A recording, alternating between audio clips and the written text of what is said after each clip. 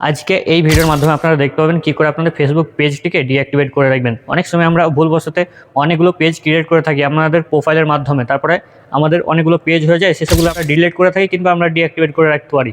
কিন্তু সেই সবগুলোর কী সুবিধা আজকে ভিডিওর শেষের দিকে আমি বলে দেবো। ডিঅ্যাক্টিভেট করে রাখলে কী সুবিধা এবং ডিলিট করলে কী সুবিধা। তো চলেন আপনাদেরকে খুব সহজে দেখিয়ে দিই ডিঅ্যাক্টিভেট কী করে করবেন আপনাদের ফেসবুক পেজটিকে। আপনি যদি আমার ইউটিউব চ্যানেলে প্রথমবার এসে থাকেন তাহলে চ্যানেলটিকে সাবস্ক্রাইব করে রাখবেন এবং ভিডিওটাতে একটি লাইক করে রাখবেন। পেজ থেকে দেখলে পেজটাকে ফলো করে রাখবেন। আপনাদের ফেসবুক পেজটিকে ডিঅ্যাক্টিভেট করে রাখার জন্য আপনারা প্রথমে চলে যাবেন, এই যে দেখতে পাচ্ছেন ফেসবুকে ক্লিক করবেন। তারপরে আপনাদের এখানে প্রোফাইলটি দেখাবে, সেই প্রোফাইল থেকে আপনাদের পেজটিকে সিলেক্ট করে নেবেন যে পেজটাকে আপনারা ডিঅ্যাক্টিভেট করে রাখতে চান। তারপরে উপরে দিয়ে দেখতে পাচ্ছেন লোগো, এখানে 3টে দাগও দেখাতে পারে। তারপরে এখানে ক্লিক করে নেবেন। তারপরে আপনারা এখানে উপরে সেটিং দেখতে পাচ্ছেন, এখানেও ক্লিক করতে পারেন কিংবা একটু নিচের দিকে এসে এখানে দেখতে পাচ্ছেন সেটিং অ্যান্ড প্রাইভেসি, এখানে ক্লিক করবেন। তারপরে এখানে দেখতে পাচ্ছেন সেটিং, এই সেটিংয়ে ক্লিক করবেন। তারপরে আপনারা এখানে আসার পরে একটু নিচের দিকে যাবেন। নিচের দিকে আসার পরে এক জায়গাতে দেখতে পাচ্ছেন অ্যাক্সেস অ্যান্ড কন্ট্রোল, এখানে ক্লিক করবেন। তারপরে আপনারা এখানে দেখতে পাচ্ছেন ডিঅ্যাক্টিভেট পেজ, আর এখানে নিচের দিকে দেখতে পাচ্ছেন ডিলিট পেজ। তো আপনারা যদি ডিলিট করেন তাহলে আপনারা 1 মাসের পর আর ফিরে পাবেন আপনাদের পেজটাকে। আর যদি ডিঅ্যাক্টিভেট করে রাখেন তাহলে আপনারা 1 বছর 2 বছর পরেও আপনারা ফিরিয়ে আনতে পারবেন আপনাদের এই পেজটিকে।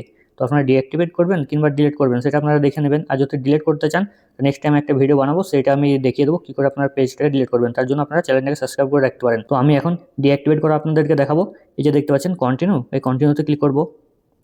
তারপরে আপনারা এখানে দেখতে পাচ্ছেন অনেকগুলো অপশন দিয়েছে কিসের জন্য আপনি পেজটাকে ডিঅ্যাক্টিভেট করে রাখতে চান। তার জন্য আমি প্রথমেরটা সিলেক্ট করে নেবো, তারপরে এখানে কন্টিনিউতে ক্লিক করে দেবো। এইখানে আসার পরে এক জায়গাতে দেখতে পাচ্ছেন 7 ডেজ বলে লেখা আছে, এখানে ক্লিক করবেন। তারপরে আপনারা এখানে দেখতে পাচ্ছেন 1 থেকে 7 পর্যন্ত ডে ঠিক করে দিয়েছে।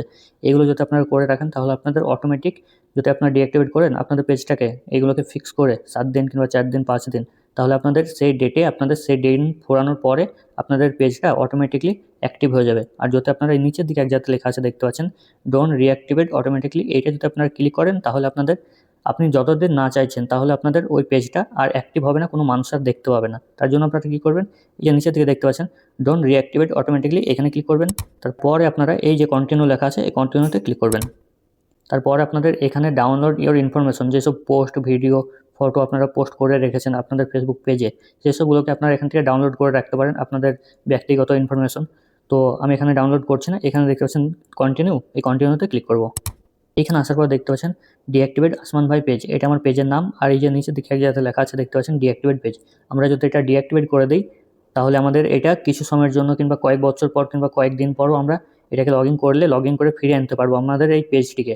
আর যদি ডিলিট করে দিই তাহলে আমরা 1 মাস পর যদি লগ ইন না করি কিংবা ফিরিয়ে না আনি তাহলে আর ফিরে পাবো না আমাদের এই পেজটাকে।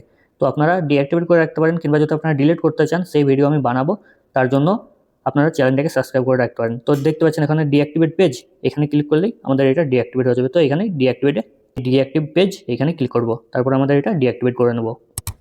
তো এখন আমাদের পেজটি ডিঅ্যাক্টিভেট করে নিয়েছি আমরা। এখন যে প্রোফাইল থেকে আমরা পেজটাকে ক্রিয়েট করে রেখেছিলাম সেই প্রোফাইলটি আমাদের এখানে শো করছে, আমাদের পেজটা ডিঅ্যাক্টিভেট হয়ে গেছে। তো আপনারা এইভাবেই করে নেবেন।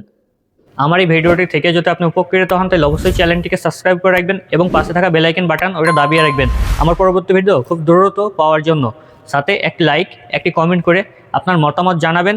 আর আপনি কি করলেন, ডিলিট করলেন নাকি আপনি ডিঅ্যাক্টিভেট করে রাখলেন সেটাও জানাবেন। সবাই ভালো থাকবেন, সুস্থ থাকবেন এবং আমার ভিডিওগুলো দেখতে থাকবেন। আসসালামু আলাইকুম রহমতুল্লাহি ওয়া বারাকাতুহু। সৃষ্টিকর্তার উপর থেকে আপনাদের সবার উপর রহমত বর্ষিত হোক।